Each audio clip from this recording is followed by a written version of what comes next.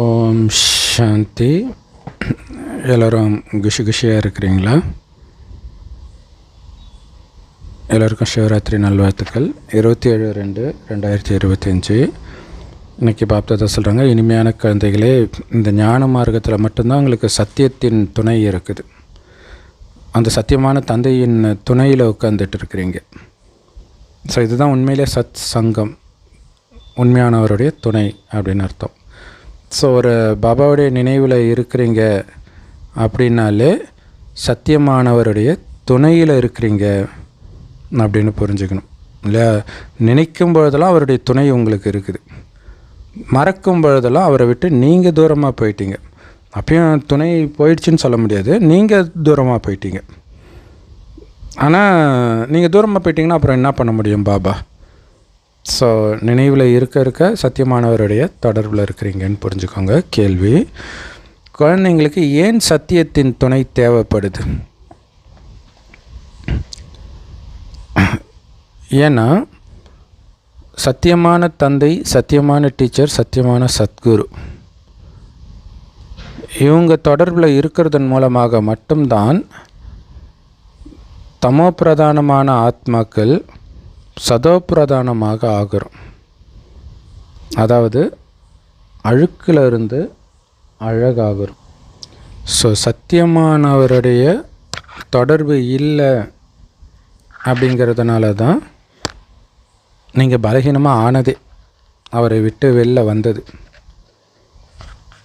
இப்போவும் நீங்கள் சத்தியமானவருடைய தொடர்பில் இல்லை அப்படின்னா எப்படி பலகீனமான ஆத்மாக்கள் ஸ்ட்ராங் ஆக முடியும்?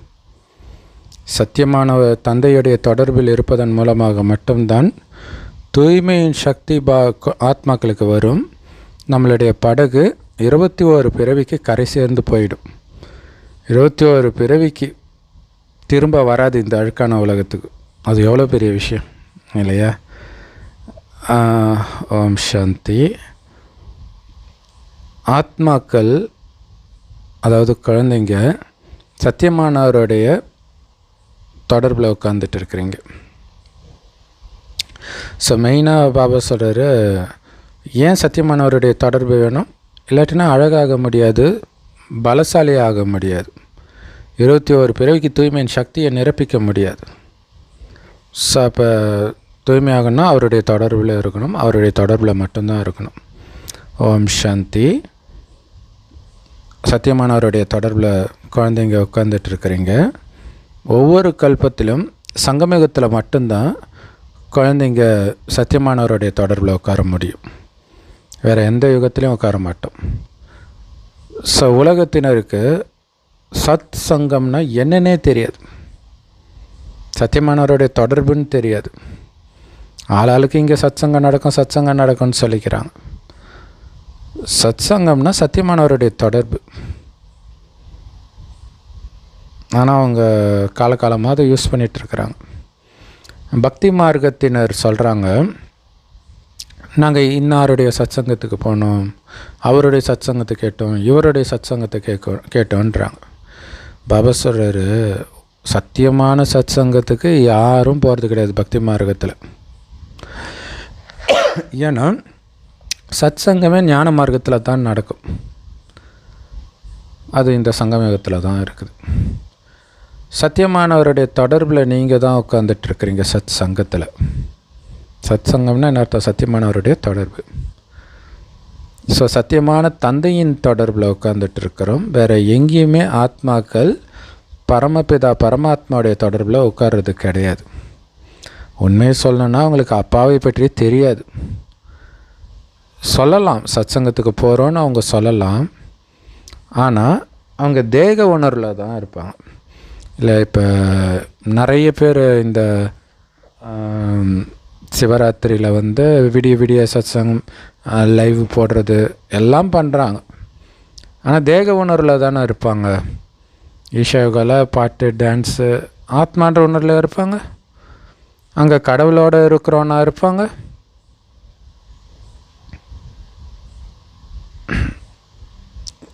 ஆத்ம உணர்வுலேயே இருக்க மாட்டாங்க. அப்புறம் எப்படி கடவுளை நினைக்கிறது? அப்போ தேக உணர்வில் தான் இருப்பாங்க. ஆனால் நீங்கள் தேக உணர்வுடையவராக ஆகிறது கிடையாது. எப்படி பாபா நம்பிக்கை வச்சுருந்தா தேக உணர்வில் வரதே கிடையாதுன்னு நம்மளை சொல்லுவார். அப்போ அந்த நம்பிக்கையை காப்பாற்றணும்ல நம்ம. ஏன்னா பாபா சொல்கிறார், நான் உங்களை ஆத்மாவை தானே பார்க்குறேன், நீங்கள் மட்டும் எப்படி என்னுடைய குழந்தையா இருந்துக்கிட்டு உடம்பை பார்க்குறீங்க? நீங்கள் ஆத்மாக்கள்,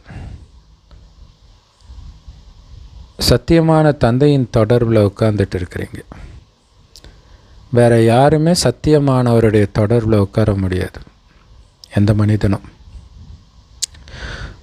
சத் சங்கம், சத்தியமானவருடைய சங்கம் அப்படிங்கிற வார்த்தையே இப்போ தான் இருக்குது. அவருடைய தொடர்பில் உட்கார்றது, சத்தியமானவருடைய தொடர்பில் இருக்கிறது.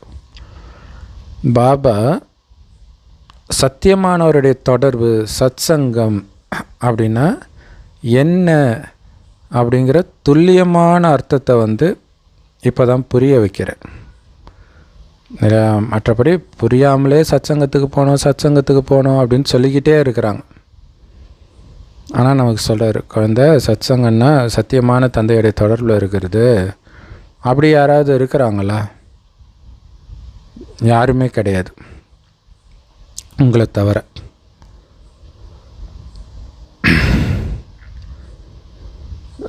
ஸோ நாம் தான் பரமபிதா பரமாத்மா சத்தியமானவருடைய தொடர்பில் உட்காந்துட்டு இருக்கிறோம்.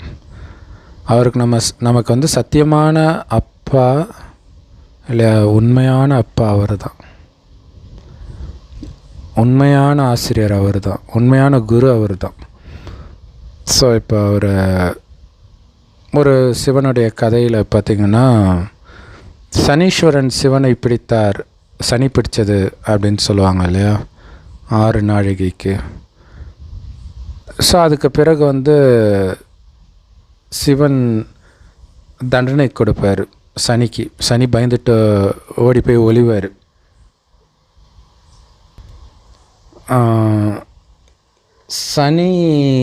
சனிக்கு தண்டனை கொடுத்து ஒரு சில விஷயங்கள்லாம் சிவன் சொல்லுவார்.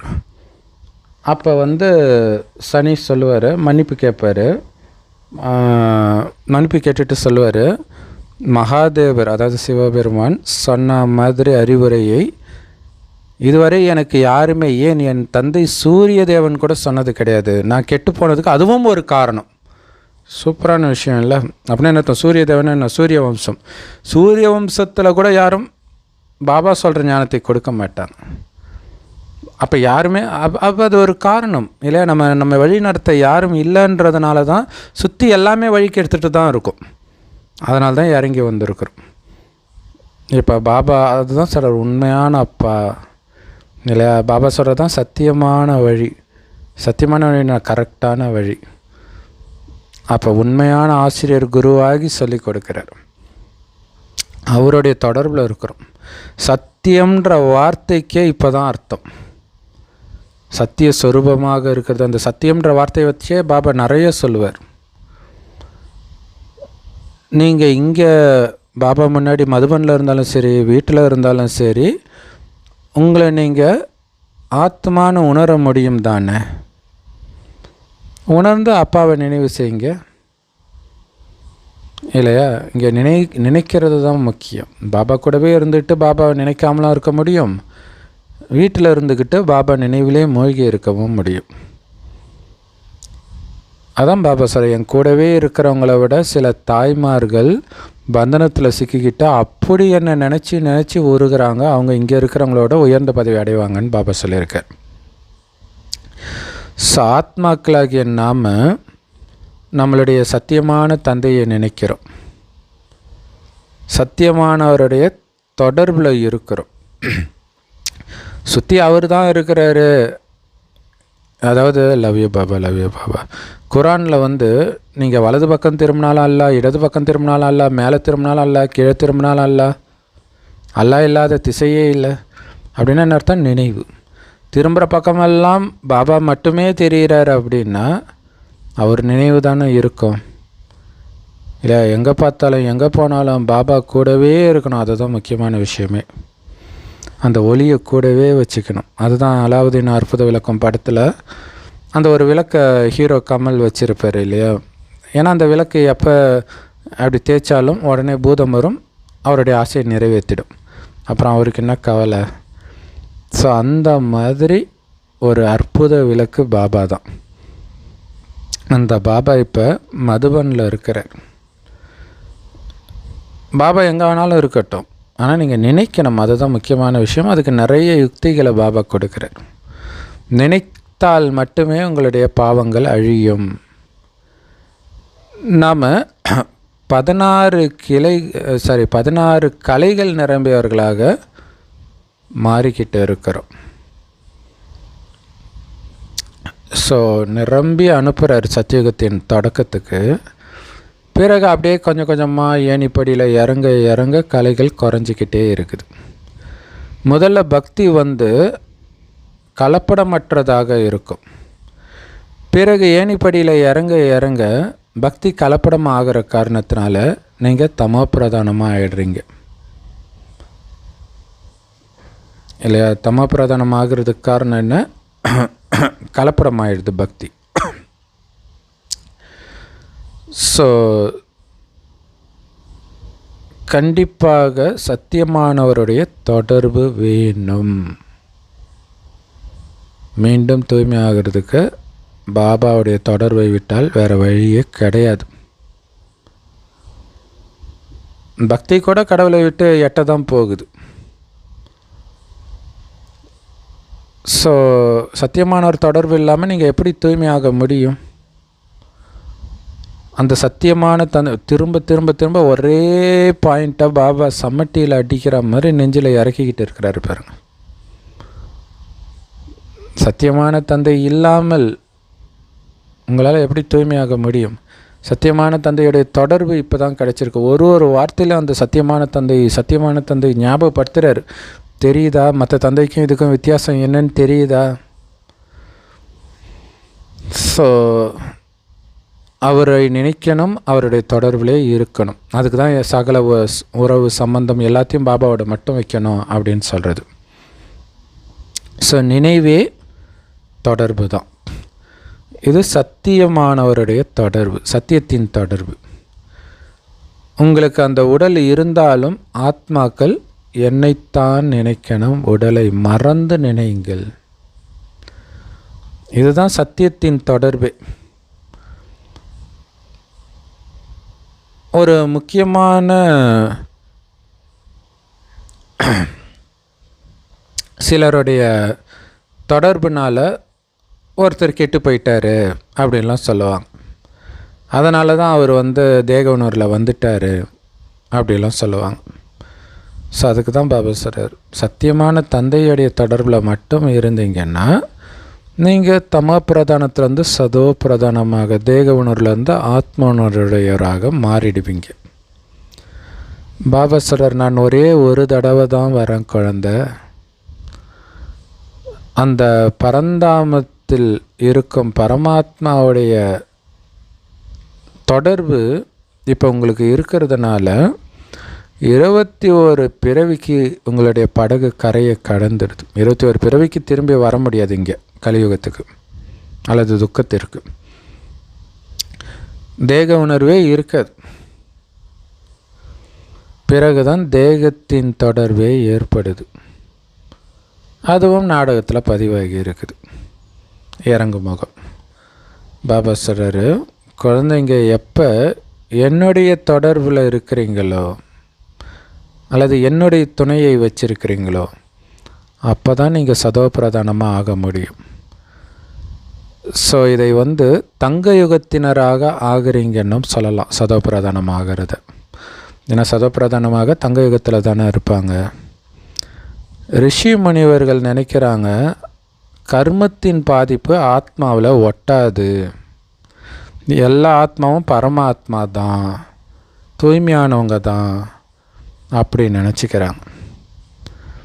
எல்லா ஆத்மாவும் பரமாத்மானா இப்போ பரமாத்மாவிலே அழுக்கு படிஞ்சது ஆகிடுமே இவங்க பண்ணுற வேலையெல்லாம் பார்த்தா. எல்லாம் அழுக்காக இருக்கிறாங்க. அப்போ எல்லாருமே பரமாத்மா ஆகிட்டாங்கன்னா பரமாத்மாவே அழுக்காயிட்டார்னு வந்துடுது. அது எவ்வளோ பெரிய நிந்தனை. அப்பழுக்கற்றவரை எல்லா குப்பை விகார குப்பையிலேயும் மூழ்கி இருக்கிறவங்களோட ஒப்பிட்டாருன்னா அது நிந்தனையா இல்லையா? ராமரை ராவணனோட ஒப்பிட்ட நிந்தனையா இல்லையா? கிருஷ்ணரை கம்சனோட ஒப்பிட்ட நிந்தனையா இல்லையா? அப்படித்தான் நீங்கள் கடவுளையே ஒப்பிடுறீங்க.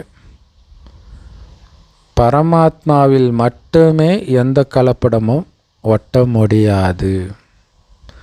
வருவதெனவோ பயங்கர குப்பையான கலியுகத்தில் தான். ஆனால் அவரில் எந்த அழுக்கும் ஒட்டுறது கிடையாது. பாபா சொல்றார், எனக்குள்ளே ஏதாவது கலப்படம் இருக்குதா? நான் எப்போவுமே பரந்தாமத்தில் தான் இருக்கிறேன். ஏன்னா நான் பிறப்பு இறப்பு சக்கரத்தில் நுழையிறதே கிடையாது. ஸோ குழந்தைங்க, இதை தெரிஞ்சுக்கிட்டீங்க. உங்களிலும் கூட சிலர் என்னுடைய தொடர்பிலேயே இருக்கிறாங்க. ரொம்ப மற்றவர்களோ ரொம்ப கம்மியான நேரம்தான் என் தொடர்பில் என் நினைவில் இருக்கிறாங்க. உங்களில் சிலர் யோகத்திலேயே இருக்கிறதுக்கு நல்ல முயற்சி பண்ணுறீங்க. எந்த அளவுக்கு ஆத்மா அப்பாவுடைய தொடர்பிலே இருக்குதோ அந்த அளவுக்கு உங்களுக்கு நன்மை கிடைக்கும், லாபம் கிடைக்கும். உங்களுடைய பாவங்களும் அழிஞ்சிடும் இல்லையா? ஆத்மா எந்த அளவுக்கு அப்பாவுடைய தொடர்பில் இருக்குதோ அந்த அளவுக்கு பாவங்கள் அழியும். அதே மாதிரி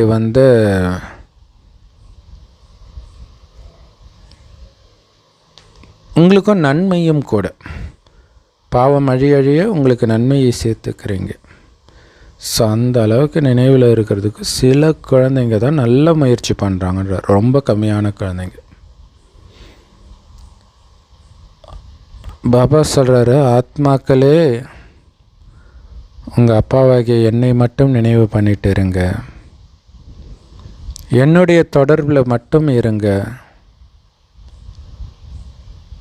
அப்படிங்கிறார். ரொம்ப முக்கியமானது இல்லையா? ஆத்மாக்களின் பாதுகாப்பு எப்படி கோழி குஞ்சோடைய பாதுகாப்பு? தாய்க்கோழி தான். அது கிட்டேயே இருக்கிற வரைக்கும் அதுக்கு பிரச்சனை கிடையாது. கொஞ்சம் எட்ட போகும்போது தான் பாம்பு பிடிக்கும், நாய் பிடிக்கும், எல்லாமே பிடிக்கும். கழுகு பிடிக்கும், காக்கா பிடிக்கும். ஸோ அந்த மாதிரி தான் பாபா கூட சொல்கிறாரு, குழந்தை என் தொடர்பிலே இரு. கலியுகத்தின் அழுக்கு அப்போ தான் உங்களை ஒன்றும் பண்ண முடியாது. மாயா உங்களை ஒன்றும் பண்ண முடியாது.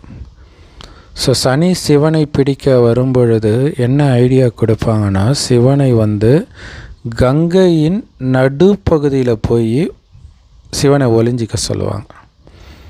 அப்போ அங்கே சனி போக முடியாது. ஏன் போக முடியாது? அதோடைய அர்த்தம் என்ன? பாபாவை பிடிக்காது, நம்மளை தான் சனி பிடிக்கும். எப்போ பிடிக்கும்? கங்கையிலேருந்து வெளியில் வந்தால் தான் பிடிக்கும். இந்த ஞான கங்கையிலேருந்து, இந்த ஞானத்திலேயே மூழ்கி கடந்த சனி பிடிக்குமா? மாயா பிடிக்குமா? அதுக்கு தான் பாபா சொல்கிறார், குழந்தை உன் அப்பாவை மட்டும் நினச்சிட்டுரு, என்னோட தொடர்பில் மட்டும் இரு, அதுதான் உனக்கு பாதுகாப்பு. நான் இந்த உடலின் ஆதாரத்தை எடுக்க வேண்டி இருக்குது. இல்லாட்டினா எப்படி பரமாத்மா ஆத்மாக்களாகி அவங்கக்கிட்ட பேச முடியும் சொல்லுங்கள்? உடம்பு இல்லாமல் நான் தான் பேச முடியுமா? உடம்பு இல்லாமல் ஆத்மாக்களாகி நீங்கள் தான் நான் பேசுவதை கேட்க முடியுமா? உங்களுக்கும் உடம்பு தேவை, எனக்கும் உடம்பு தேவை. சத்தியமானவருடைய தொடர்பு குழந்தைங்களுக்கு இருக்குது.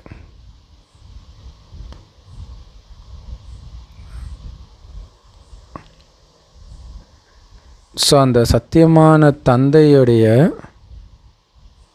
நினைவு இருந்துக்கிட்டே இருக்கணும்.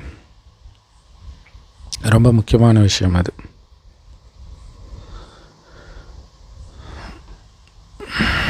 சத்தியமானவருடைய துணை நமக்கு இருக்குது இல்லையா?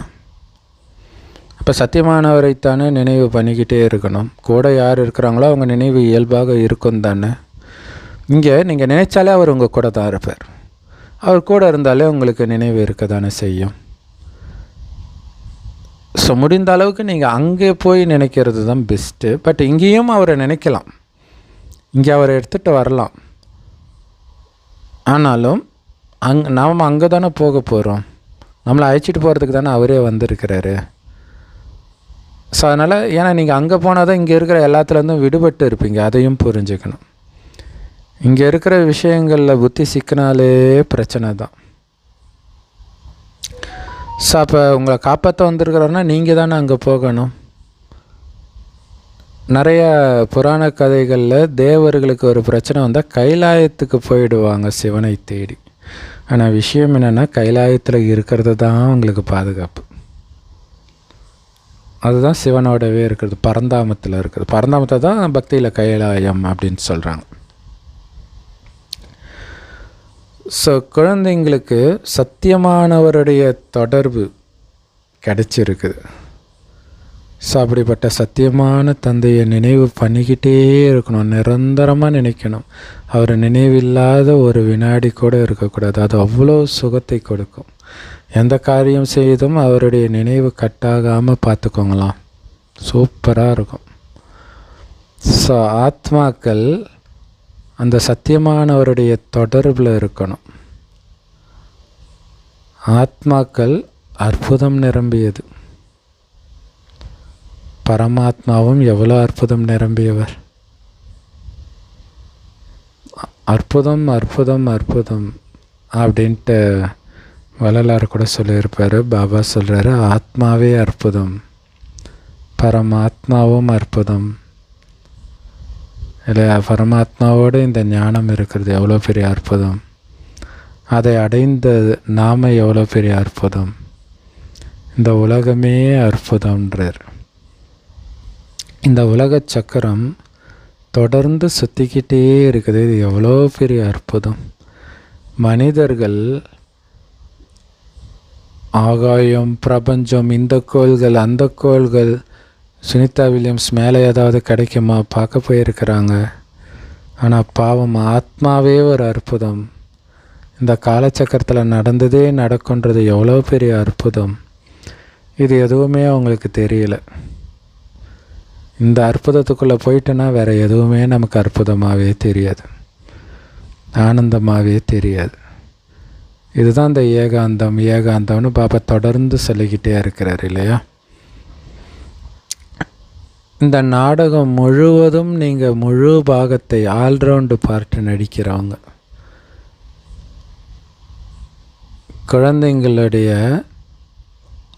குழந்தைங்களுக்குள்ள, அதாவது ஆத்மாவுக்குள்ள 84 பிறவிகளின் பாகங்கள் பதிவாகி இருக்குது.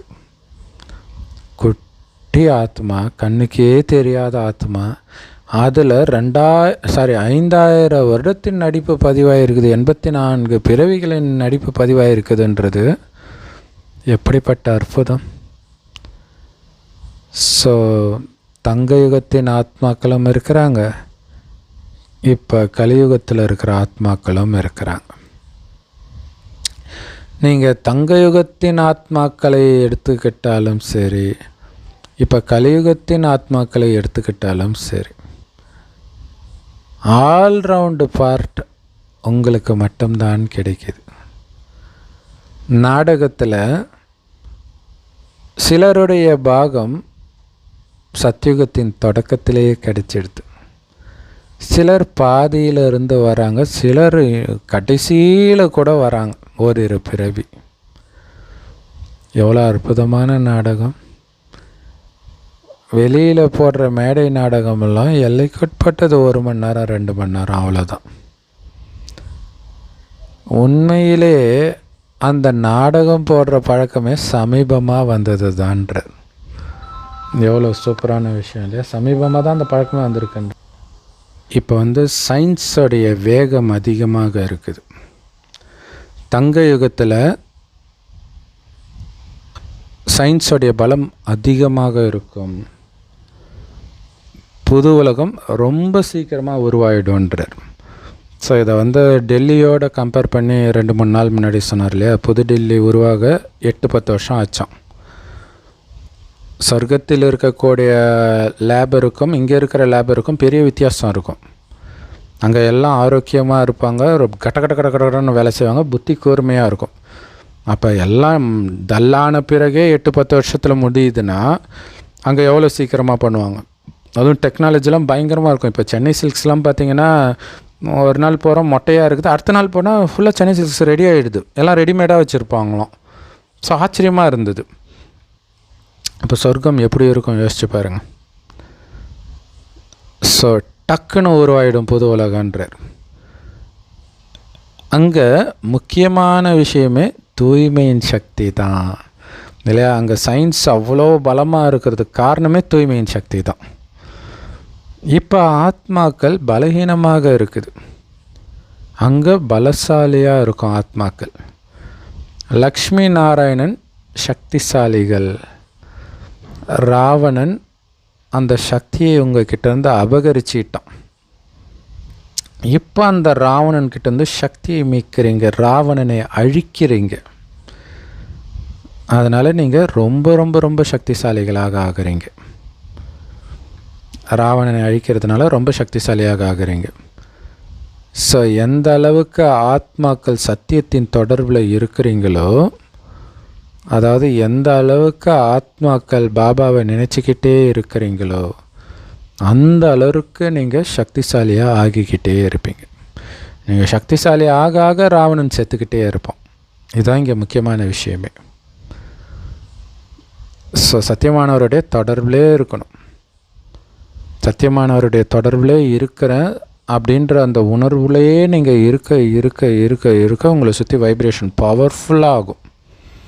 அப்போ எப்படி மாயை வரும்? அப்போ என்ன அர்த்தம்? உங்களை சுற்றி மாயாவை அழிச்சிக்கிட்டே இருக்கிறீங்க. ஸோ பாபாவை நினைக்க நினைக்க சக்திசாலி ஆவீங்க. இந்த படிப்பின் மூலமாக உங்களுக்கு சக்தி கிடைக்கிது. இல்லை, படிப்பின் மூலமாக தான் உங்களுக்கு ஞாபகப்படுத்திக்கிட்டே இருக்கிறார். திடீர்னு ஒரு பாயிண்ட் அப்படியே டச் ஆகிட்டே இருக்கும். ஆச்சரியமாக இருக்கும். ஃபஸ்ட்டு நம்ம பாபா குழந்தை ஆகும்போது பார்த்திங்கன்னா அவ்யக்த முரளி ரொம்ப பவர்ஃபுல்லாக இருக்கும், சாக்கார முரளி ரொம்ப சாதாரணமாக தெரியும். ஆனால் நீங்கள் தூய்மை ஆக ஆக ஆக ஆக சாக்கார முரளி இல்லை, அதில் இருக்கிற ஒரு லைனும் ஒரு மேஜிக் பண்ணும். ஸோ அப்போ தெரியும் நம்ம சக்தி இல்லாதனால இந்த சக்தி நிரம்பிய படிப்பு உங்களுக்கு சாதாரணமாக தெரிஞ்சிருக்குது அப்போ. ஆனால் மனிதர்களுக்கு பாருங்கள், என்னென்னமோ மோட்டிவேஷன் ஸ்பீச்சு, இந்த புக்கு அந்த புக்கு, எப்படி பணக்காரன் ஆகிறது, இது பின்னாடி மூழ்கி கிடக்கிறாங்க பாவம். ஸோ இந்த படிப்பின் மூலமாக சக்தியை அடைந்து பிறகு ஒட்டுமொத்த உலகத்தையும் நீங்கள் ஆட்சி செய்வீங்க. இந்த சங்கம் யுகத்தில் மட்டும்தான் சத்தியமானவரோடு யோகம் வைக்கிறீங்க. பாபா சொல்கிறாரு, என்னுடைய தொடர்பில் இருப்பதன் மூலமாக ஆத்மாக்கள் நீங்கள் ரொம்ப ரொம்ப ரொம்ப ரொம்ப சக்திசாலி ஆகிடுவீங்கன்றார். அவருடைய தொடர்பிலே இருக்கணும். பாபா பக்கத்தில் நான் இருக்கிறேன், பரந்தாமத்தில் இருக்கிறேன், சூக்ஷ்ம வதனத்தில் இருக்கிறேன். அப்படி நீங்கள் சக்கரம் சுத்த வந்தால் கூட பாபாவையும் கூடவே கூப்பிட்டுட்டு போகணும். வாங்க பாபா சத்தியுகத்துக்கு, கோயிலுக்கு வாங்க பாபா, சங்கமத்துக்கு வாங்க பாபா, ஒருவரும் ஃபரிஸ்தாவுக்கு வாங்க பாபா. அவர் கையை நீங்கள் விடவே கூடாது. அப்போ தான் நீங்கள் சக்திசாலியாக ஆக முடியும். பாபா உலக சர்வசக்திவான், உலகத்திலே சர்வசக்திவான் அவர் தான். அவர் மூலமாக தான் நமக்கு சக்தி கிடைக்கிது. வேத சாஸ்திரங்களுடைய சாரம் நமக்கு கிடைக்கிது ஞானமாக. இந்த உலகத்துடைய முதல் கடை பற்றிய ஞானம் கிடைக்கிது. அது வேதத்தில் கூட கிடையாது. எப்படி பாபா சர்வசக்திவானோ அதே மாதிரி குழந்தைகளும் இப்போ சக்திவானாக ஆகுறீங்க. எந்த அளவுக்கு சக்திவான்? ஒட்டுமொத்த உலகத்திலேயும் உங்கள் ராஜ்யம். பிரிட்டிஷ் அரசாங்கம் எங்களுடைய ராஜ்யத்தில் சூரியன் அஸ்தமனமாகாதுன்னாங்க. அதான் இந்தியா ஃபுல்லாக உலகம் ஃபுல்லாக பிடிச்சிட்டாங்கன்றதுக்காக. ஆனால் அதுக்கு எவ்வளோ கஷ்டப்பட்டு அதை அவங்களால ஒரு 100 வருஷம் கூட தக்க வைக்க முடியலல்ல. எவ்வளோ போராட்டம், எவ்வளோ பிரச்சனைகள், எல்லாமே அந்த பிரச்சனை தாங்க ஓடிடுறாங்களா, அதை புரிஞ்சிக்கணும். எவ்வளோ நேரம் வந்துடுச்சு, யாருடைய ஆட்சியாக கூட இருக்கட்டுமே. ஆனால் நம்ம ராஜா 2500 வருடத்துக்கு இருக்குதுன்னா சாதாரண விஷயம் கிடையாது இல்லை. ஒட்டுமொத்த உலகமும் உங்கள் ஆட்சியில் இருக்கும். அதை யாரும் உங்ககிட்டேருந்து அபகரிக்கவே முடியாது. அந்த அளவிற்கு சக்தியை இப்போ நீங்கள் என்கிட்ட அடையிறீங்க. இல்லையா? 2500 வருடம் என் ராஜ்யத்தை கட்டி எழுப்புறன்றதை புரிஞ்சுக்கணும். உங்கள் ராஜ்யத்தை நீங்களே கட்டி எழுப்புறீங்க. அப்போ அந்த ராஜ்யத்தை கட்டி எழுப்ப விடாத மாதிரி மாயை உங்கள் கவனத்தை திசை திருப்பிக்கிட்டே இருக்கும். பெரிய பெரிய வேலை செய்யும்போது மாயும் பெருசாக வரும். ரொம்ப ஜாக்கிரதையாக இருக்கணும். எந்த அளவுக்கு நீங்கள் அப்பாவை நினச்சிக்கிட்டே இருக்கிறீங்களோ அந்த அளவுக்கு சக்தி உங்களுக்கு கிடைக்கும். பாபா வேறு எந்த கஷ்டமும் உங்களுக்கு கொடுக்கலையே. ஏதாவது கஷ்டம் கொடுத்தாரா? நீங்கள் பாட்டுக்கு நினச்சிக்கிட்டே இருக்க தான் சார். நினைக்க சுகம்தான். இதில் என்ன கஷ்டம் இருக்குது? அவங்க கல்லும் முள்ளும் காலுக்கு மெத்தை சாமி ஐயப்பான்ட்டு நிஜமாலே கல்லு முள்ளில் நடக்கிறாங்க. அவருடைய நினைவில் நடந்தால் தெரியாதுன்ட்டு. ஆனால் இங்கே உங்களை கல்லு முள்ளிலையும் நடக்க சொல்ல, பட்டினியும் கிடக்க சொல்ல, பேர் கூட சொல்ல பாபா பேரை கூட. அப்படியே நினைவிலேயே மூழ்கிடுங்க. சக்திசாலி ஆகிட்டே இருப்பீங்க. எந்த கஷ்டமும் இல்லை தானே. சும்மா என்ன நினைங்க, அவ்வளோதான். 84 பிறவி சக்கரம் முடிஞ்சிடுச்சு. இப்போ வீட்டுக்கு போகணும். அழைச்சிட்டு போகிறதுக்கு தான் நான் வந்திருக்கிறேன். இதை மட்டும் ஞாபகம் வச்சுக்கோங்க. அவ்வளோதானே. இதை புரிஞ்சுக்கிறது கஷ்டமா இல்லை நினைக்கிறது தான் கஷ்டமா? முடிஞ்சிச்சு. கடைசி எக்ஸாம் முடிஞ்சிச்சு. என்னோடய அப்பா வந்திருக்கிற வீட்டுக்கு இட்டு போகிறதுக்கு. அந்த மாதிரி இது. இங்கே நமக்கு பாருங்களேன், அப்பா ஹாஸ்டலில் இருக்கும்போது வந்தார் அப்படின்னா வீட்டுக்கு போகிற சந்தோஷத்துலேயே நிறைய பேர் கடைசி எக்ஸாம் எழுத மாட்டாங்க. ரொம்ப பவர் வேணும் கடைசி எக்ஸாம் எழுதுறதுக்கு, அந்த எக்ஸாமுக்கே. ஆனால் இங்கே அப்பா கூட போகிறேன்னு நினைக்கிறது தான் கடைசி எக்ஸாமே. அந்த எக்ஸாம் பாஸ் ஆகிறதுக்கான வழியே அப்பா கூட போகிறேன் அந்த போதையிலே இருக்கிறது தான். ஸோ ரொம்ப ரொம்ப முக்கியமானது. இதில் பார்த்திங்கன்னா இந்த சனீஸ்வரன் கதையில் கூட சிவன் பார்வதி ஆதிசக்தி அப்படின்றாங்க பார்வதியை. நம்ம தானே ஆதி சனாதன தேவி தேவதா தர்மம். ஸோ அப்போ இந்த ஆதிசக்திக்கும் சிவனுக்கும் உள்ள காதலை நான் பிரித்து காட்டுறேன் அப்படின்ட்டு சனி பிடிக்கிறான் சிவனை. ஸோ அப்போ சிவன் மேலே ஏதோ ஒரு திருட்டு பட்டம் விழுந்து அவருக்கு தூக்கு தண்டனை கொடுக்குறாங்க. அப்போ பார்வதி சொல்கிறாங்க, அது பார்வதி என்னை விட்டு எங்கேயுமே போகாதீங்க, சனி உங்களை பிடிக்க முடியாது அப்படின்றாங்க. அதையும் மீறி அவர் எங்கேயோ போய் தான் மாட்டிக்கிறார் சிவன். ஸோ அப்போ தூக்கு தண்டனை அவருக்கு கன்ஃபார்ம் ஆகுது. தூக்கு மேடையை ரெடி பண்ணுறாங்க. அப்போ பார்வதி வராங்க. என்னையும் சேர்த்து தூக்கில் போடுங்க. யாரும்மா நீன்னு? அவருடைய மனைவி. எனக்கு அவர் தான் வாழ்க்கையே, என்னுடைய உயிரே அப்படின்ட்டு அவர் கையை பிடிச்சிக்குவாங்க. ஸோ சிவபாபா தூக்கில் போட போகிறதில்ல யாரும். நாம் தான் தூக்கில் தொங்கணும். நினைவுன்ற தூக்கில் தொங்கணும். பாபா நினைவோட. ஸோ இதிலே இருக்கும்போது அந்த உடலை விட்டு பிரிகிறது கூட அவ்வளோ அற்புதமான சுகமான விஷயமாக இருக்கணும். இப்போ டக்குன்னு உடம்பை விட்டு பிரியும் போது உங்களுக்கு உங்கள் அப்பா அம்மா, கணவன் மனைவி, குழந்தை எந்த ஞாபகமும் இல்லாமல் பிரிகிறது சாதாரண டெஸ்ட் பேப்பர் கிடையாது. இப்போத்துலேருந்தே அந்த முற்றுப்புள்ளி வச்சுக்கிட்டே இருந்தால் தான் கடைசியில் முற்றுப்புள்ளி வச்சுட்டு பாபாட்ட தானே போகிறேன், பாபா போகலாம். அந்த பாபா நினைவிலே இருக்கும்போது வேறு எந்த நினைவும் இல்லாமல் உங்களால் இருக்க முடியுதா? தனியாக இருக்கும்போது டெஸ்ட் பண்ணுங்கள். உங்கள் கணவன் மனைவி கூட இருக்கும்போது டெஸ்ட் பண்ணுங்கள். குழந்தையோட டெஸ்ட் பண்ணுங்கள். அப்போ பாபா நினைவிலே இருக்க முடியுதா?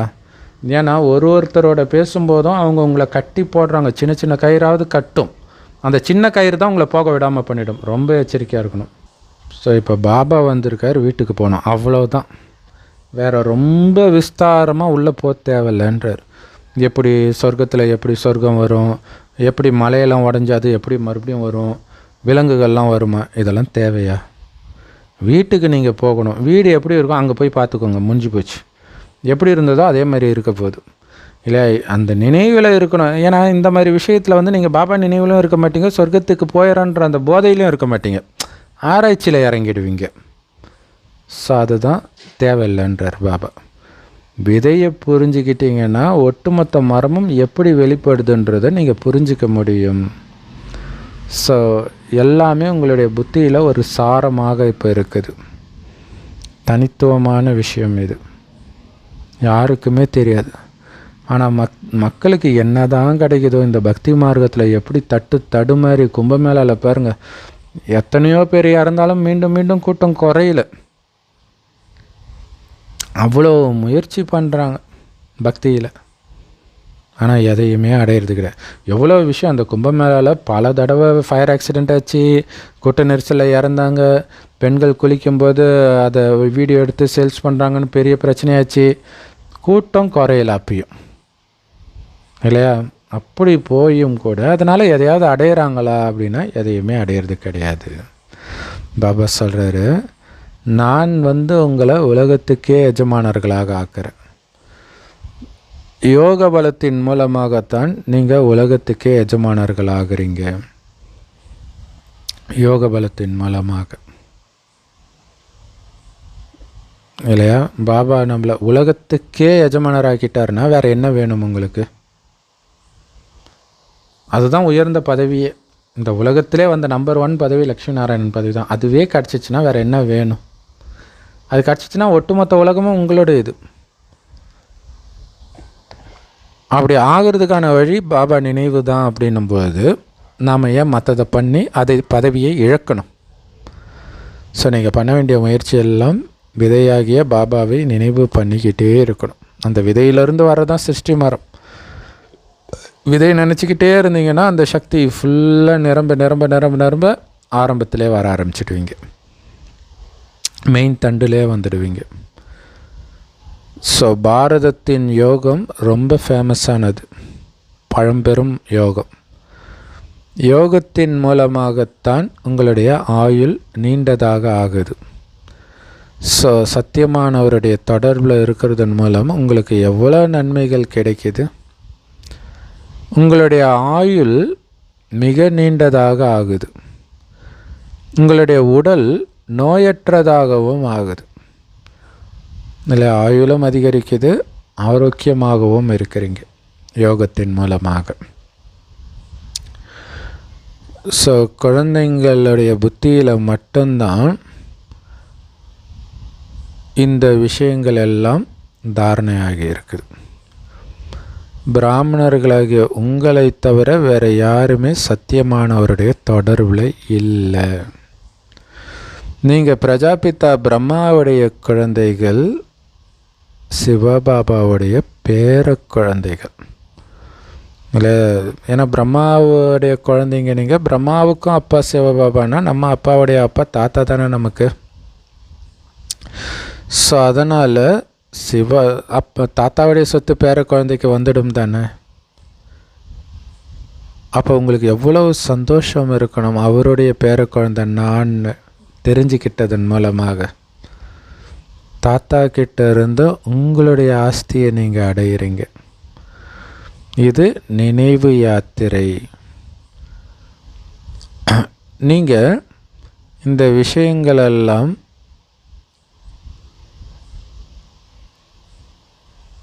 சிந்தனை பண்ணுறதுக்கு உங்கள் புத்தியை பயன்படுத்துங்க. ஞான கடலை கடையிறதுக்கு உங்களுடைய புத்தியை பயன்படுத்துங்க. மனிதர்கள் நடத்துகிற பக்தி மார்க்கத்தின் சத் சங்கத்தில் மனிதர்கள் எங்கேயாவது கும்பலாக கூடிடுறாங்க. இங்கே அந்த விஷயமெல்லாம் கிடையாது. ஸோ இங்கே எல்லாரும் ஒன்றா உட்கார்ந்தாதான் சத் சங்கத்தில் இருக்கிறீங்கன்னு அர்த்தம் கிடையாது. நீங்கள் எந்த இடத்துல உட்கார்ந்துட்டு இருக்கும் பொழுதும் உங்களால் சத்தியமானவருடைய தொடர்பில் இருக்க முடியும். நடக்கும் பொழுதும் அவருடைய நினைவு, உட்காரும் பொழுதும் அவருடைய நினைவு, சுற்றும் பொழுதும் அவருடைய நினைவு. எது பண்ணாலும் அவருடைய நினைவு. சாப்பிட்டா, நின்னா, குளிச்சா, எங்கே போனாலும் அவருடைய நினைவு நான் ஸ்டாப்பாக இருந்துக்கிட்டே இருக்கணும்.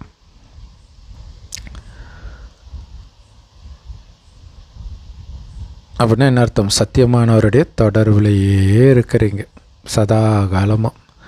இன்னொன்று என்னென்னா, அவருடைய தொடர்பில் இருக்கும்போது வீண்யன்னுமே வராது. அப்போ பயமே இருக்காது.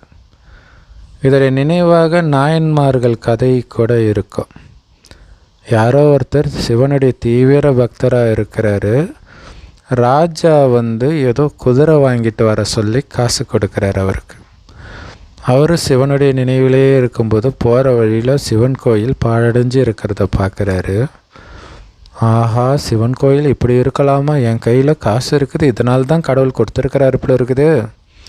அப்படின்னு அதை சரி பண்ணுற பணியில் ஈடுபட்டுட்டார். கேட்குறாங்க, ஏங்க ராஜா உங்களுக்கு இதுக்கு தானே காசு கொடுத்தாரு, நீங்கள் என்ன கோயிலை சரி பண்ணிட்டு இருக்கிறீங்க குதிரை வாங்காமல்?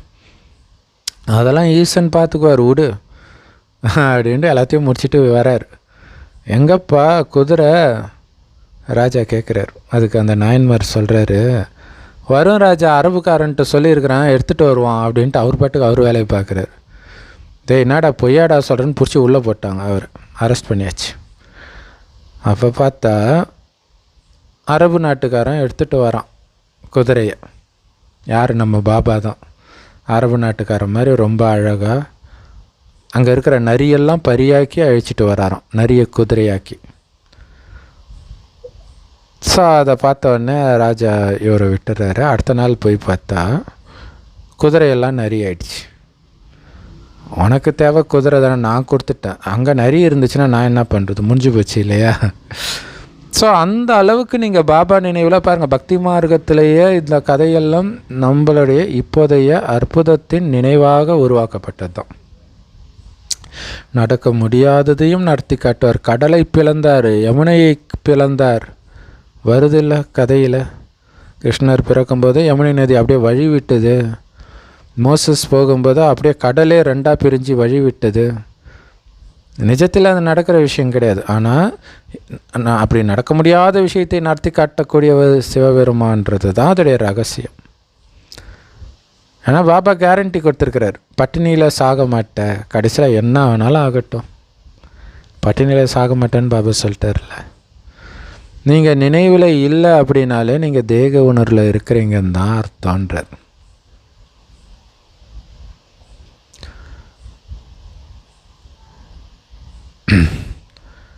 ஸோ பாபா சொல்கிறாரு, நீங்கள் நடந்தாலும் சுத்தனாலும் என் துணையில் எப்போ தெரியுமா இருப்பீங்க, என் நினைவில் இருந்தால் மட்டுமேன்றார். என் நினைவில் இருந்தீங்கன்னா 24 மணி நேரமும் உங்களுக்கு சத் சங்கம்தான். பாபா பேச நீங்கள் பேச, பாபா பேச நீங்கள் பேச, அப்படியே ஜாலியாக இருக்கும். ஸோ அவருடைய நினைவிலேயே இருக்கணும். அவர் நினைவில் இருக்க இருக்க அப்படி ஒரு ஆனந்தம் இருந்துக்கிட்டே இருக்கும். அப்படி நினைவில் இல்லைன்னாலே நீங்கள் தேக உணர்வில் தான் இருக்கிறீங்கன்னு புரிஞ்சுக்கோங்க. தேகம்னு நீங்கள் நினைக்க போகிறதில்ல. நினைவில் இல்லைனாலே நீங்கள் தேக உணர்வில் தான் இருப்பீங்க. ஸோ அப்போ காமம் வந்தால் மெயினாக காமத்தில் விழுந்துடுவீங்க. உடல் உணர்வு வந்தாலே அதுதானே. அப்போ தான் உங்களுக்கே தெரியும் உடல் உணர்வில் வந்திருக்கிறீங்கன்ட்டு. அதுவும் நல்லா பயிற்சி பண்ண இந்த உடம்பு பொய்யானது, உண்மை கிடையாது, ஜடம், பஞ்ச தத்துவத்தினால் ஆனது. அதுக்குள்ளே உடம்பு ஆத்மா இல்லைன்னா அதால் நகரக்கூட முடியாது. ஸோ மனித உடம்பில் என்ன மதிப்பு இருக்குதுன்றார். துர்நாற்றம் மிக்க உடம்பு. குறைஞ்சபட்சம் மற்ற ஜீவராசிகளுடைய உடம்புக்காவது மரியாதை இருக்குது. மாட்டுத்தோலில் செருப்பு செஞ்சு போட்டுக்கலாம், பெல்ட்டு, லெதர் பேக்கு, என்னென்னமோ இருக்குது. மனித தோல் ஒன்றுத்துக்கும் உதவாது. அது மேலேயா உங்கள் புத்தி போகணும், அந்த உணர்வுலையா இருக்கணும் இல்லையா? ஸோ ஒருத்தரை பார்க்குறீங்கன்னா ஒரு அந்த அழகான பொண்ணு வரால, அழகான பொண்ணு உடம்புல அந்த ஆத்மா இருக்குது, அல்லது அந்த உடம்பு பொண்ணு உடம்புல இருக்குது ஆத்மா, ஆண் உடம்புல ஆத்மா இருக்குது. ஸோ ஆணாக பார்க்காதீங்க, ஆண் உடம்புல ஒரு ஆத்மா வருது, பெண் உடம்புல ஒரு ஆத்மா வருது. அது ஒரு தேர், அவ்வளோதான். நீங்கள் ஒரு குதிரை ஓட்டிகிட்டு வரீங்க, அந்த குதிரை ஆண் குதிரையாக இருந்தால் என்ன, பெண் குதிரையாக இருந்தால் என்ன, நீங்கள் கிடையாது இல்லை. அது அந்த மாதிரி குதிரை தான் இந்த உடம்பு. சூப்பர்ல. அதனால தான் குதிரை அஸ்வமேத ராஜஸ்வ அஸ்வமேத ருத்ரஞான யக்யம்னு சொல்கிறாங்க. அஸ்வம்னா குதிரை. இந்த உடலாகிய குதிரையை அர்ப்பணிக்கிறோம். குதிரையை, உங்களை கிடையாது, அது நீங்கள் கிடையாது, அது புரிஞ்சுக்கணும். ஸோ மனித உடம்பில் எந்த மதிப்பும் கிடையாது. ஆத்மா போயிடுச்சுன்னா, ஆத்மா தான் அனைத்து பாக்கியத்தையும் அடையுது. நான் இன்னாராக இருக்கிறேன், இப்படி இருந்தேன், அப்படி இருந்தேன், எல்லாமே ஆத்மா தான் சொல்லுது. பாபா சொல்கிறாரு, உடம்பு என்னவா ஆகி இருக்குதுன்னு, சரி ஆத்மா இப்போ என்னவா ஆயிடுச்சு பாருங்க. என்னென்ன சாப்பிடுது? முட்டை சாப்பிடுது, மீன் சாப்பிடுது, எல்லாத்தையும் சாப்பிடுது. இவங்க தான் பஸ்மாசுரர். தன் தலையில் தானே கையை வச்சு பஸ்மமான பஸ்மாசுரன், சாம்பலான பஸ்மாசுரன். இவங்களே இந்த பாவத்தை எல்லாம் செஞ்சு தனக்கு தானே சாபம் கொடுத்துக்கிறாங்க, தன்னையே எரிச்சிக்கிறாங்க. எப்படின்னா எல்லாருமே காமச்சிதையில் உட்கார்றாங்க, உட்காந்து தன்னைத்தானே எரிச்சிக்கிறாங்க. அதனால் அவங்க பஸ்மாசுரர். ஸோ அந்த பஸ்மாசுரனுடைய கதை பார்த்தீங்க அப்படின்னா, மோகினி அவதாரம், அழகான பெண் அவதாரத்தில் கிருஷ்ணர் வரும்போது அந்த அழகில் மயங்கிடுவான் பஸ்மாசுரன். ஆக்சுவலாக சிவன்கிட்ட வரம் வாங்குவான், நீ யார் தலையில் கை வச்சாலும் அவங்க செத்துடுவாங்க. இதை நான் எப்படி நம்புறது? உன் தலையில் கை வைக்கிறேன் அப்படின்ட்டு, அதான் வரம் கொடுத்தவன் தலையில் கை வைக்கிறதுன்னு பழமொழி இருக்குல்ல, இந்த கதையை வச்சு தான். அப்போ சிவனை துரத்தவன், சிவன் பயந்துட்டு ஓடுறாராம். அப்போ காப்பாற்றுறதுக்காக வழியில் பயங்கர அழகியாக மோகினி வரும்போது அப்படியே மயங்கிடுறார். மயங்கின உடனே மோகினி என்ன பண்ணுறாங்க, அது மோகினியை கல்யாணம் பண்ணிக்கணும் ஆசை. நான் ஆடுற மாதிரி நீ ஆடு, அப்போ தான் நான் உன்னை கல்யாணம் பண்ணிக்குவேன். சரி ஆடுங்க. மோகினி ஆடிக்கிட்டே இருக்கும்போது ஒரு ஸ்டெப்பு வந்து அவங்க தலையில் அவங்களே கை வைக்கிற மாதிரி இருக்கும். அதேமாதிரி பஸ்மாசுரம் கை வைப்பான், முடிஞ்சு போச்சு. அப்போ அந்த காமத்தின் போதையில் மயங்கும்போது தன்னைத்தானே எரிச்சிக்கிறோன்ற உணர்வு கூட குழந்தைங்களுக்கு இல்லை, சாம்பல் ஆகிட்டு இருக்கிறாங்கன்னு பாபா சொல்கிறார். கரெக்டு தானே? அதனால தான் காம மகாசத்ருன்னு சொல்கிறது. ஸோ மற்றதெல்லாம் கூட எல்லாமே பயங்கரமாக தான், ஒன்றுத்துக்கு ஒன்று சலிச்சது கிடையாது. பட் இருந்தாலும் காமம் மிகப்பெரியது இல்லையா? ஸோ தன்னைத்தானே எரிச்சிக்கிறாங்க. அதனால் இவங்க தான் இந்த பஸ்மாசுரர்கள். நீங்கள் இப்போ ஞான சிதையில், ஞானம் என்கிற நெருப்பில் உட்கார்ந்து காமம், கோபம், பற்று, பேராசை, அகங்காரன்ற அழுக்கை எரித்து தேவதைகளாக, தூய்மையான தேவதைகளாக ஆகிறீங்க. ஒட்டுமொத்த உலகத்தில் இருக்கிற எல்லாருமே காமச்சிதையில் தான் உட்காந்துக்கிட்டு இருக்கிறாங்க. உட்காந்து எரிஞ்சு சாம்பல் ஆயிட்டாங்கன்றார். எல்லாரும் பஸ்மாசுரம் தான். யார் கண்ணில் காமம் இல்லை இல்லையோ?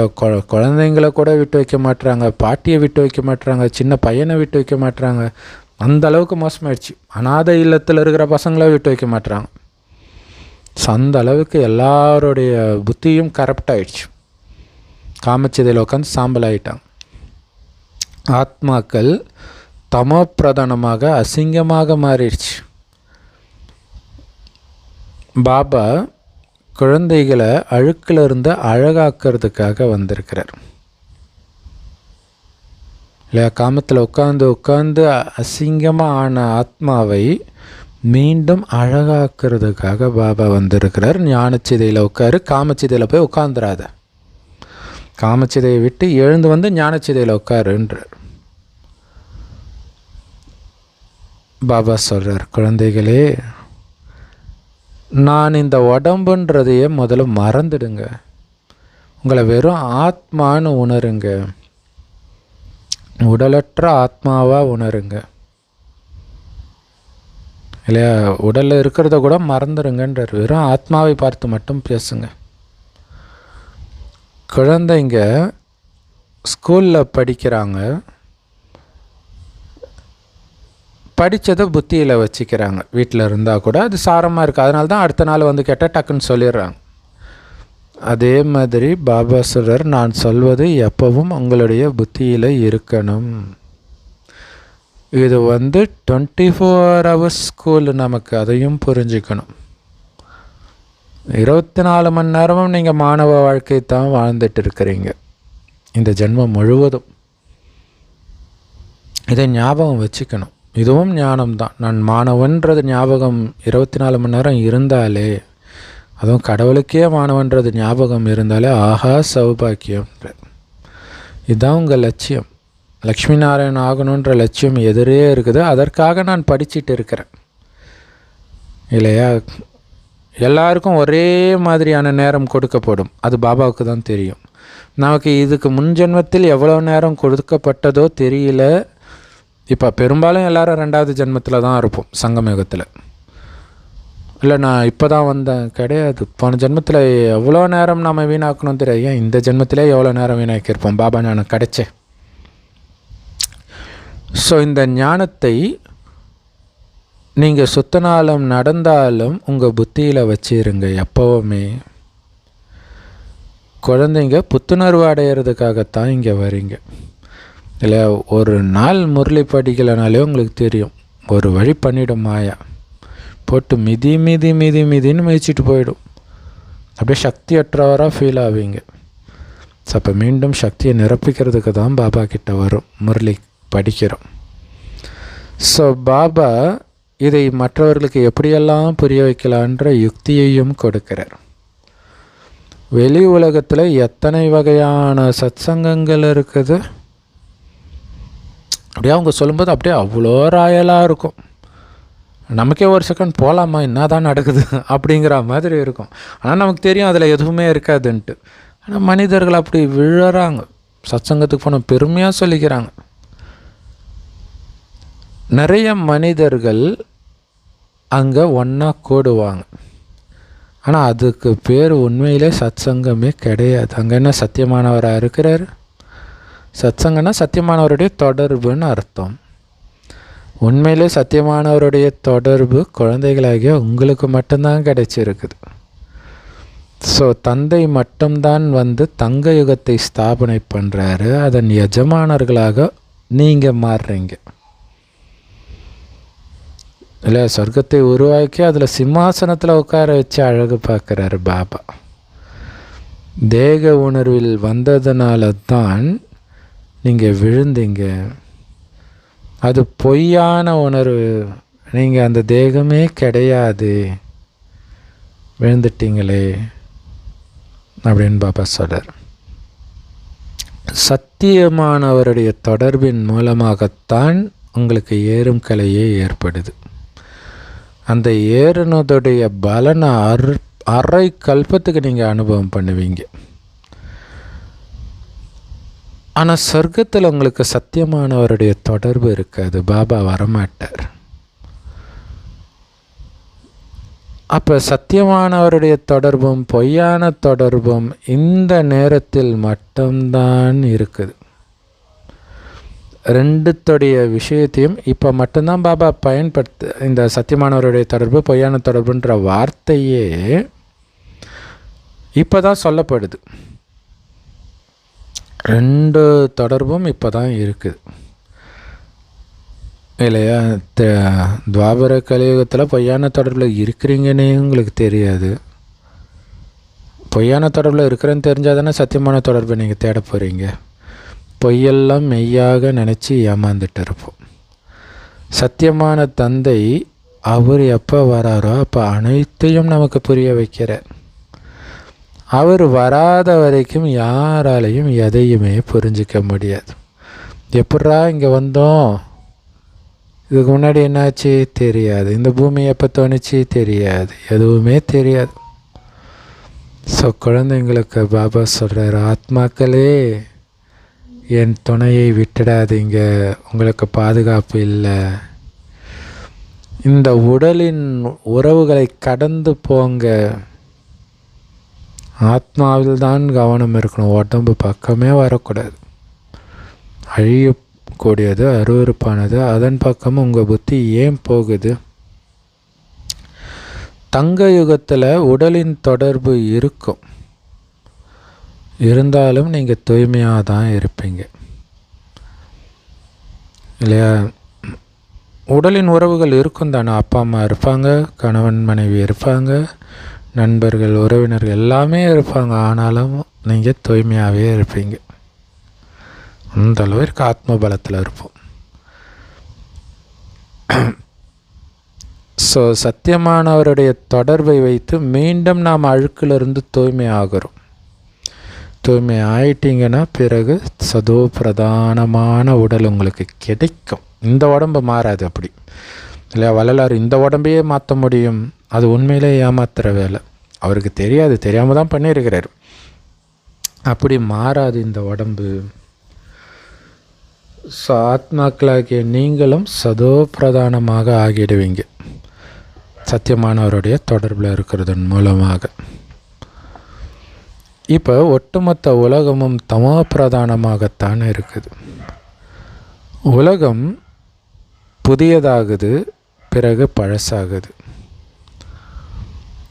ஆதிசனாதன தேவி தேவதா தர்மம் கண்டிப்பாக புது உலகத்தில் இருந்தது.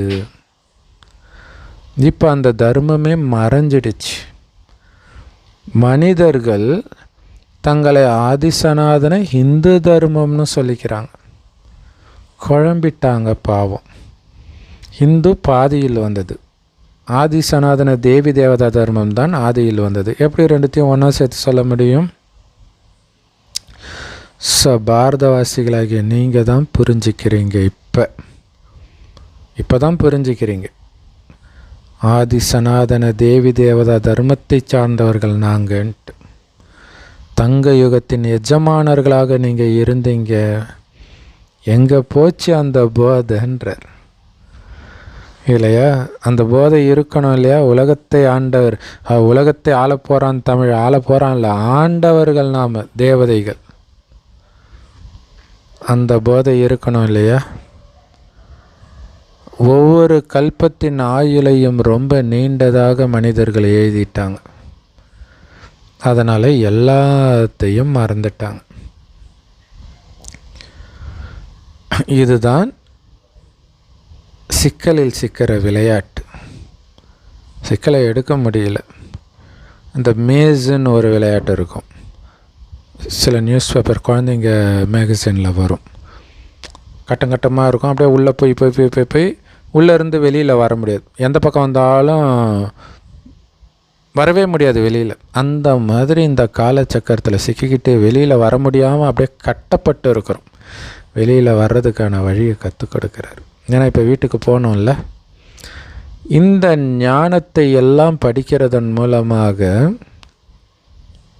பாபா கொடுத்த இந்த ஞானத்தை படிக்கிறதன் மூலமாக மட்டும்தான் நீங்கள் உயர்ந்த பதவியை அடைய முடியும். அப்படின்னா இதை மட்டும்தானே நீங்கள் தாரணை பண்ணணும்.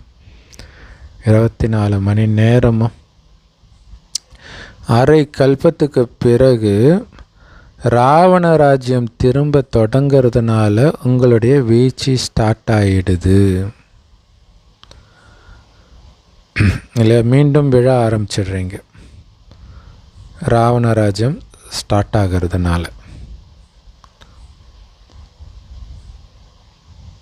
ஸோ அப்போ இப்போ மட்டும்தான் நாம் அனைத்தையும் அடைய முடியும். அப்படின்னா எவ்வளவு போதை இருக்கணும். சம்பாதிச்சிட்டு இருக்கிறேன் இல்லையா? அந்த காலத்துலலாம் பெரும்பாலும் முஸ்லீம் குடும்பத்தில் பார்த்திங்கன்னா ஆண்கள் வெளிநாட்டுக்கு போயிடுவாங்க. படித்து முடித்த உடனே வெளிநாட்டுக்கு போய் பயங்கரமாக உழைப்பாங்க. ஒரு 5 வருஷம், அந்த மாதிரி 3 வருஷம் 5 வருஷம். வெளிநாடுகள் காசுடைய மதிப்பு அதிகம் இல்லையா? அங்கேருந்து இங்கே ஒரு கடையை போடுவாங்க, அவ்வளோதான், செட்டில் ஆயிடுச்சு. அப்போ அங்கே இந்த லட்சியத்தோடு அவங்க போயிருக்கிறாங்க. அதுதான் முக்கியமான விஷயம். அவங்க ஏற்கனவே மைண்டில் ஃபிக்ஸ் பண்ணிட்டாங்க, காசு எடுத்துகிட்டு வரோம், பிஸ்னஸ் பண்ணுறோன்ட்டு. ஸோ அந்த மாதிரி 5000 வருஷத்துக்கு தேவையான வருமானத்தை இப்போ சம்பாதிச்சுட்டு ஜாலியாக இருக்க போகிறோம் சொர்க்கத்தில். நீங்களும் முடிவு பண்ணணும். ஸோ அந்த லட்சியம் இருக்கணும். உலகமோ இல்லையா, அரை கல்பம் பாபாவுடைய ஞானத்தின் மூலமாக ராஜ்யத்தை அடையிறோமே. பிறகு அங்கேருந்து விழுறோம் ராவணனுடைய ராஜ்யம் வந்த உடனே. அப்போ வழியும் கிடையாது நமக்கு யாரும் சொல்லி காப்பாற்றுறதுக்கு. அப்போ தான் உலகமே பழசாகுது. நாம் புது உலகத்தின் எஜமானர்களாக இருந்தோம் அப்படிங்கிறத புரிஞ்சுக்கிறோம். இப்போ எங்கே இருக்கிறோம்னா பழைய உலகத்தில் இருக்கிறீங்க. சிலருக்கு இந்த அளவு கூட ஞாபகம் வச்சுக்க மாட்டுறாங்கன்ற. சொர்க்கத்தின் புது உலகத்தின் எஜமானராக இருந்த நான் அனைத்தையும் இழந்து பழைய உலகத்தில் இருக்கிறேன் அப்படிங்கிறத கூட குழந்தைங்க ஞாபகம் வச்சுக்க மாட்டாங்க. ஏன்னா இதுதான் மெயின், இழந்ததை மீண்டும் அடைஞ்சிட்டு இருக்கிறேன். அப்போ அந்த ஒரு லட்சியம் இருக்கும். என்னை இழக்க வைத்தது தானே இந்த காமம், இழக்க வைத்தது தானே இந்த கோபம், பற்று, பேராசை, அகங்காரம். ஸோ அந்த பக்கமே திரும்பிடக்கூடாது. அது விஷம். அது ரொம்ப எச்சரிக்கையாக இருக்கணும். இப்போ மீண்டும் பாபா நம்மளை சொர்க்கவாசிகளாக மாற்றிட்டு இருக்கிறார். அரை கல்பம் நீங்கள் சொர்க்கவாசிகளாகவும் அடுத்த அரை கல்பம் ராவண ராஜ்யத்தில் விழுந்துடுறீங்க. நீங்கள் சொர்க்கத்தில் இருந்தவர்கள் நரகத்தில் விழுந்துடுறாங்க. இது எல்லா மதத்துலேயும் இருக்கும். சொர்க்கத்தில் இருந்தவங்க பூமிக்கு வந்துட்டாங்கன்னு இருக்கும். ஆனால் இதே பூமி அது என்ன அர்த்தம்? அது நரகம்.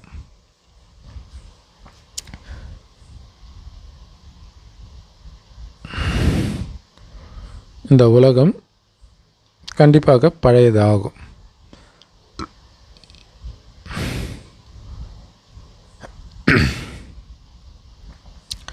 ஸோ சொர்க்கவாசியாக அரை கல்பத்தில் இருந்த நீங்களே தான் பிறகு நரகவாசியாக அடுத்த அரை கல்பம் ஆகிறீங்க. இப்போ நீங்கள் உங்களுடைய முயற்சிக்கு ஏற்ப வரிசைக்கிரமமாக மாஸ்டர் சர்வசக்திவானாகவும் ஆகிறீங்க. ஏன்னா இந்த சக்திகளுடைய அவசியம் இங்கே இருக்குது. அப்போ மாஸ்டர் சர்வசக்திவானா ஆயிட்டீங்களான்னு செக் பண்ணுறதுக்கு தான் மாயா வரும். அதில் கவனம் கொடுக்கணும். ஸோ இந்த ஞான அமிர்தத்தை பாபா உங்களுக்கு கொடுக்கிறார் தினம் தினம். சிவபாபாவுக்கு இந்த பழைய உடல் தான் கிடைச்சிருக்குது ஞானத்தை கொடுப்பதற்கு. புது உடல் கிடைக்கல. பழைய ஹார்மோனிய பெட்டி கிடைச்சிருக்குது பாபாவுக்கு. பிரம்மா பாபாவுடைய வானப்பிரஸ்த நிலையில் தான் சிவபாபாவே வரார். ஸோ அப்படின்னு என்ன அர்த்தம்? எல்லாரும் வீட்டுக்கு போகிற நேரத்தில் தான் அவர் வரார். அழைச்சிட்டு போகிறதுக்கு அப்பா வந்திருக்கிறாருன்ற அந்த போதை உங்களுக்கு அனுபவமாகணும், சந்தோஷம் அனுபவமாகணும். ஏன்னா என் குழந்தைங்கள 5000 வருஷம் கழித்து பார்க்குறேன்ற சந்தோஷம் பாபாவுக்கு அனுபவமாகுதுன்ற அதுதான் இந்த போதை இருக்குது. எத்தனை குழந்தைகள் இல்லையா?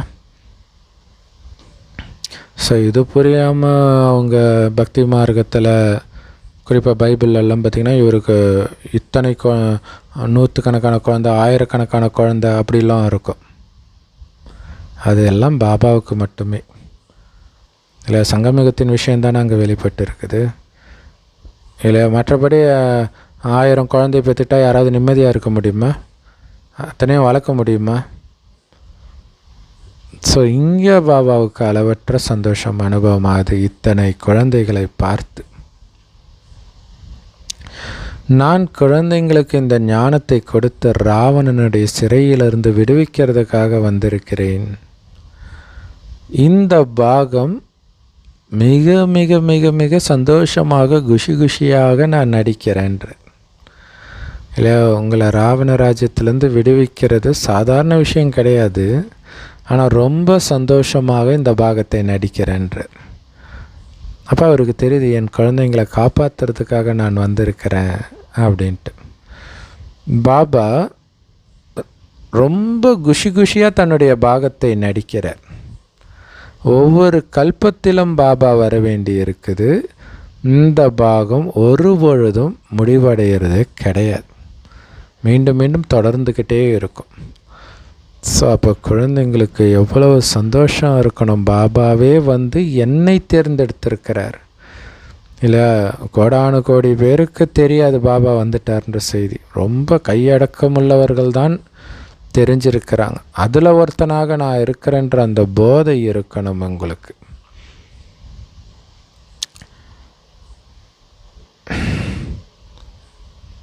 எந்த அளவுக்கு நீங்கள் சத்தியமானவருடைய தொடர்பில் இருக்கிறீங்களோ அந்த அளவுக்கு உங்களுக்கு அளவற்ற சந்தோஷம் அனுபவம் ஆகும். பாபாவுடைய நினைவிலே இருந்தால் தான் அந்த சந்தோஷம் அனுபவம் ஆகும். ஸோ எப்போ உங்களுக்கு நினைவு ரொம்ப கம்மியாக இருக்குதோ அந்த அளவுக்கு உங்களுக்கு சந்தோஷமும் அனுபவம் ஆகாது. நினைவு அதிகரிக்க அதிகரிக்க சந்தோஷம் அதிகரிச்சிட்டே இருக்கும். நினைவு குறைய குறைய சந்தோஷத்தின் அளவும் குறையும். பாபா குழந்தைங்களுக்கு தன்னுடைய ஆஸ்தியை கொடுக்கிறார். குழந்தைங்க மேலே, குறிப்பாக சத்தியமான இதயம் கொண்ட குழந்தைங்கள் மேலே பாபாவுக்கு அளவற்ற சந்தோஷம் இருக்குது, அளவற்ற அன்பு இருக்குது. எந்த குழந்தை மேலே? பாபா சொல்கிறத அப்படியே ஃபாலோ பண்ணுற குழந்தை மேலே. அதுதான் சத்தியமான குழந்தை. பாபா சொல்கிறத அப்படியே சின்சியராக ஃபாலோ பண்ணுது. இல்லை, ஒரு சின்சியராக ஒருத்தர் வேலை செய்கிறாரு, இப்போ கவர்மெண்ட்டு ஆஃபீஸில் வேலை செய்கிறாங்கன்னா அங்கே நிறைய ஓபி அடிப்பாங்கன்னு பரவலாக பேசப்படுது இல்லையா? அதை பற்றிலாம் கவலைப்படாமல் சின்சியராக வேலை செய்கிறது. ஸோ அந்த மாதிரி இந்த ஈஸ்வரிய அரசாங்கத்திலும் பாபாவுக்கு சின்சியராக எந்த குழந்தை சேவை செய்கிறாங்களோ, பாபா நினைவிலே இருக்கிறாங்களோ, அவங்க மேலே தான் பாபாவுக்கு அளவற்ற சந்தோஷம் இருக்கும், அளவற்ற அன்பு இருக்கும். ஏன்னா பாபா சத்தியமான இதயத்தில் திருப்தி அடைவார். யார் உள்ளுக்குள்ளேயும் வெளியிலையும் நேர்மையாக இருக்கிறாங்களோ, சதா சேவையிலே தன்னை பிஸியாக வச்சு இருக்கிறாங்களோ, அவங்க தான் பாபாவுக்கு மிக மிக மிக பிரியமான குழந்தைகள்ன்றார்.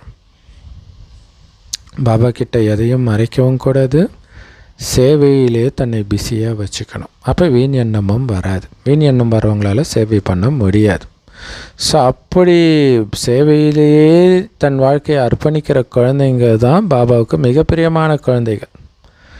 பாபாவுடைய உண்மையான உதவியாளர்கள் அவங்க தான். ஸோ அதனால் நீங்கள் ஒவ்வொருத்தரும் உங்களுடைய இதயத்தை கேளுங்கள். நான் உண்மையிலே சத்தியமான சேவை தான் பண்ணுறேனா அல்லது கடமைக்குன்னு சேவை பண்ணுறேனா அப்படின்னு நீங்களே உங்கள் மனசாட்சியை கேளுங்க. ஏன்னா பாபாவுக்கு உண்மையான உதவியாளர்களே நீங்கள் தான். இப்போ உண்மையிலே நான் பாபா சேவைக்கு உதவியாக செஞ்சுட்டு தான் இருக்கிறேன்னா, உண்மையான சேவை நான் பண்ணுறேனா அப்படின்னு கேளுங்க. சத்தியமான பாபாவுடைய தொடர்பில் தான் நான் இருக்கிறேன்னா, சேவையில் இருந்தாலும் சரி, வெளியில் இருந்தாலும் சரி, சத்தியமான தந்தையுடைய தொடர்பில் இல்லை அப்படின்னா உங்களுக்கு என்ன கதி ஆகும்? என்ன நிலையை அடைய முடியும்? நீங்கள் பாபா நினைவில் இருக்க தானே அவருடைய குணம் உங்களுடைய குணமாக மாறும். ஸோ இந்த வழியை, சத்தியமான வழியை நிறைய பேருக்கு காட்டிக்கிட்டே இருங்கள். அப்போ நீங்கள் உயர்ந்த பதவி அடைவீங்க.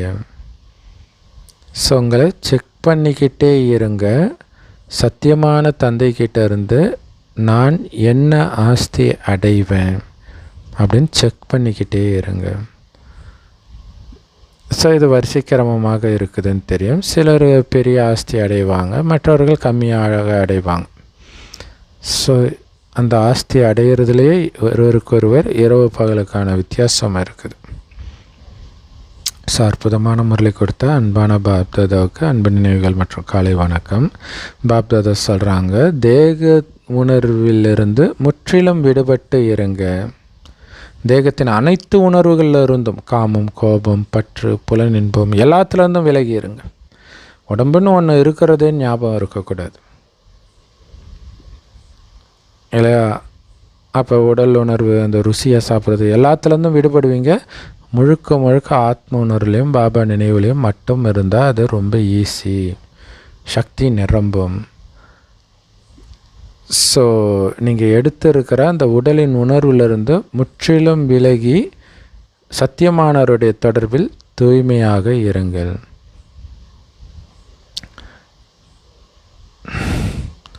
சத்தியமானவருடைய தொடர்பில் இருந்தால் மட்டும்தான் நீங்கள் தூய்மையாக முடியும். உடல் உணர்விலிருந்து முற்றிலும் விலகி இருக்கவும் முடியும். இந்த மாணவ வாழ்க்கையில் நடந்தாலும் சுற்றினாலும் இந்த ஞானத்தை புத்திக்குள்ளே சுற்றிக்கிட்டே இருக்கணும். ஸோ பாபா நினைவு அடுத்தது ஞான சிந்தனை பண்ணிக்கிட்டே இருக்கணும்.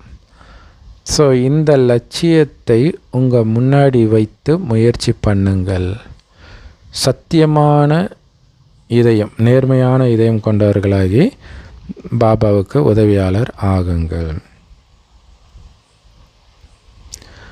வரதானம் பாபா சொல்கிறாங்க, பாபாவுக்கு நெருக்கமானவர்களாகவும் சமமானவர்களாகவும் ஆகணும். அப்படின்னா என்ன பண்ணணும்? கலப்படமற்று இருக்கணும் உங்களுடைய புத்தி. கலப்படமற்ற நினைவு பாபாவோட மட்டும் இருந்தால் பாபாவுக்கு நெருக்கமாக இருப்பீங்க.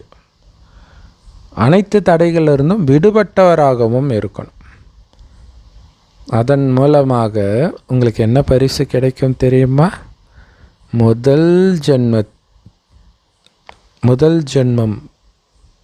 முதல்ல எடுக்கிற அந்த ஜென்மம் உங்களுக்கு பரிசாக கிடைக்கும். ஆரம்பத்திலே வரக்கூடிய பரிசு கிடைக்குது. அதுக்கு விளக்கம், குழந்தைகளில் யார் பாபாவுடைய குணத்திற்கு நிகரான குணம் கொண்டவர்களாக, பாபாவுடைய சமஸ்காரத்துக்கு நிகரான சமஸ்காரம் கொண்டவர்களாக, அதே மாதிரி அனைத்து உறவுகளிலும் பாபாவுடைய சம்பந்தத்தையும் பாபாவுக்கு சமமாக இருக்கிறதையும் யார் அனுபவம் பண்ணுறாங்களோ அவங்க தான் முதல் ஜென்மத்தில் ராஜ குடும்பத்தில் பாபாவுக்கு, பிரம்மா பாபாவுக்கு பக்கத்தில் வர முடியும். லக்ஷ்மி நாராயணனுக்கு பக்கத்தில் வர முடியுன்றார். ஸோ அதுக்கு என்ன பண்ணணும்? இப்போவே அவருக்கு ஈக்குவலான குணமாக இருக்கணும். பிரம்ம பாபாவுக்கு ஈக்குவலான குணம், சிவபாபாவுக்கு ஈக்குவலான குணம் கொண்டவராக பிரம்ம பாபா மாறிட்டார். சிவபாபாவுக்கு உடம்பு கிடையாது, அதனால் மற்ற நடிப்பு கிடையாது. ஸோ அதை புரிஞ்சிக்கல அப்படின்னா நீங்கள் பிரம்ம பாபாவை பாருங்கன்ற இல்லையா? என்னை கண்டால் பிதாவை கண்டேன்ட்டு பிரம்ம பாபா தான் சொல்ல முடியும். ஸோ அப்போ பிரம்ம பாபாவுக்கு சமமான குணங்களும் சமஸ்காரமும் யாருக்கு இருக்குதோ, பிரம்ம பாபாவுக்கு சமமாக அனைத்து சம்பந்தங்களையும் சிவபாபாவோட யார் வைக்கிறாங்களோ அவங்க தான் பிரம்மா பாபாவுக்கு நெருக்கத்தில் வர முடியும் முதல் ஜென்மத்திலேயே, அந்த ராஜ குடும்பத்திலேயே. ஸோ யார் ஆரம்பத்தில் இருந்தே கலப்படம் இல்லாமல் தடை இல்லாமல் ஒரு பாபா நினைவில் மட்டுமே இருக்கிறாங்களோ இப்போ வரைக்கும், அவங்க தான் முதல்ல வர முடியுன்றார். ஸோ தடைகளிலிருந்து விடுபட்டவர் ஆகிறது அப்படின்னா தடையே வராதுன்னு அர்த்தம் கிடையாது. ஆனால் நீங்கள் நிரந்தரமாக தடைகளை அழிப்பவராகிறீங்க, வெற்றி நிரம்பியவராகிறீங்க. தடை வராதுன்னு அர்த்தம் இல்லை, வரும், நீங்கள் அழிச்சிட்டு வெற்றியாளர்களாக ஆகிடுறீங்க. ஸோ இந்த ஆரம்பத்தில் இருந்தே யார் இந்த 2 ஸ்டேஜ்லேயும் சரியாக இருக்கிறாங்களோ இப்போ வரைக்கும் அவங்க தான் முதல் ஜென்மத்தில் பிரம்மா பாபாவுக்கு துணைவர்களாக, நெருக்கத்தில் வருபவர்களாக இருப்பாங்க.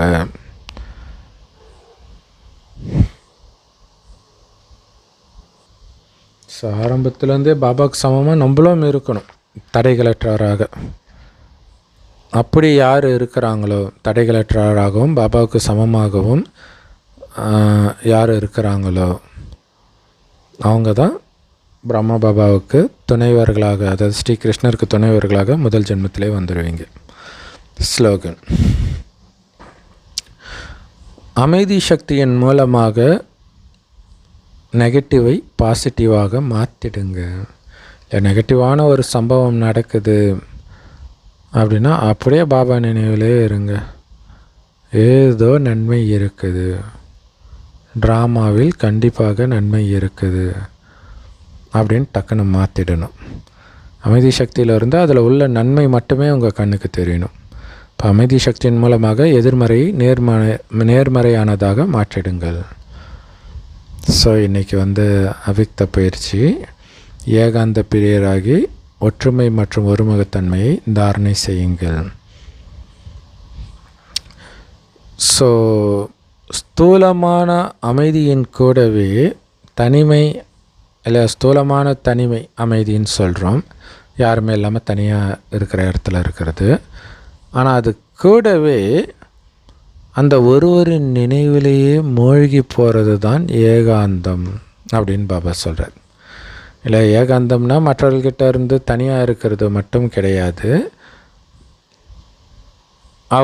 அவருடைய அன்புலேயே அப்படியே தன்னையே தொலைக்கிறது, தன்னையே இழக்கிறது. அதுதான் ஏகாந்தம்ன்ற.